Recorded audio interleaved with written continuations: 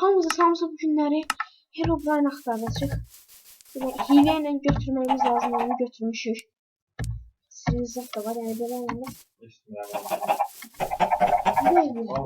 Video edeceğim de video. Sen sanmıram, yorum koydum. Video edeceğim. O sırada onu söyledim, baş salmaq biraz çətindir. Ondan sonra Herobrine axtardım. Birazdan tapa bilsək. Yani görüm. Çete yazaq. Salam Hero. Necesin? Eni bildim. Cücesin. Yazık be, savaşar zaten. Zile sağ. Ay bil. Görey. Bir de şimdi Herobrine zaten görelim. Ne? Kahraman da. Kahraman da. Yer veriyor. Yer notlar bize. Yani çok sevinmiş. Herobrine'ın notlar.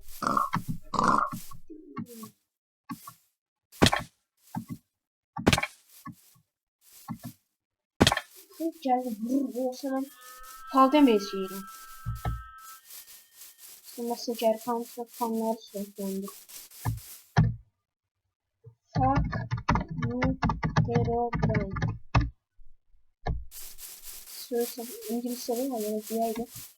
Başka sözü.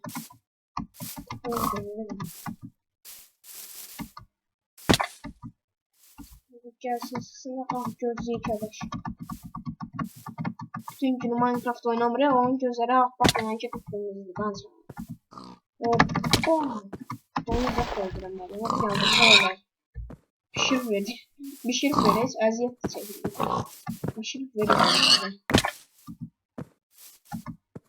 Neyse şimdi Herobrine zaten yok değil mi? Şimdiden göre olmalıdır.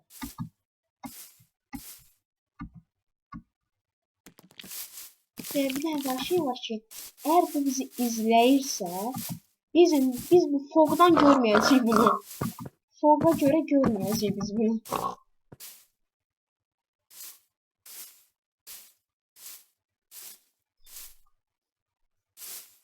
Göre de görüyorsun. Bombalıyor. Bizden gelir Herobrine. Herobrine gel yanıma.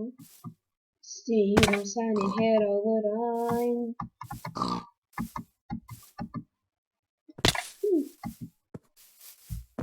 Şimdi Enderman'ı olanı orada gördüm. Enderman'ı yakın gitmeyi istemiyorum. Neyse. Gel. Sıkma. Öldürürüm seni. Uydu. Şavarma batıyor.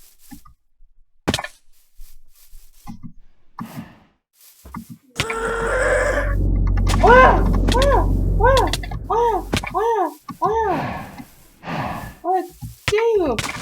Damn. Oy zibir ama bu nerede? Allahu Ekber. Ya Ali. Ay da gelme buraya.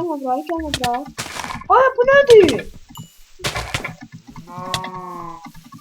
Ay ölmürlerdi. Bu ne şeydi? Vurmuyor ama hemen. Ya burada haddinden çok ineği var. Güller zaten var. Herobrine bir söğürsen bir gül verirsen sana böyle bir gazemine geldi. Haklı demeyimiz. Mesela istedim. Abi tavuk zat verdi diye sana tavuk bu.